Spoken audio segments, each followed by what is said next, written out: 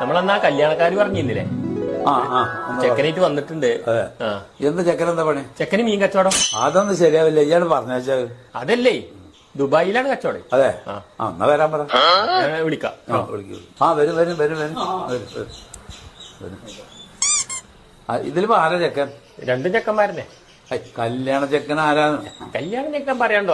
ഇത് ചെറിയ അച്ഛനാണോ അല്ലേ? മോളില്ല ഇവിടെ? മോള് ക്ലാസ്സിന് പോയിരിക്കണോ?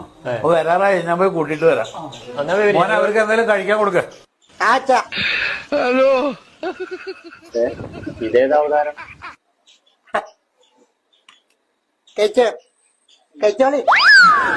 കഴിച്ചോളാൻ പറഞ്ഞല്ലേ? സുധീഷ കഴിക്കടാ. മോന് വേണ്ടേ? കഴിച്ചോ? ഒന്നിനും ബദലല്ലേ, ഞാൻ എല്ലാം നക്കി വെച്ചിട്ടാണ്.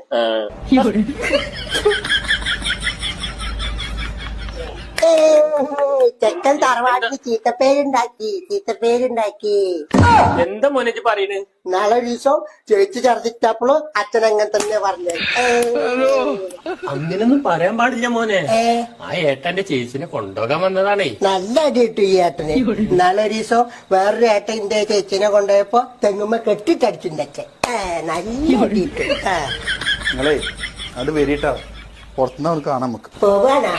ഹലോ, എന്താ വരിക?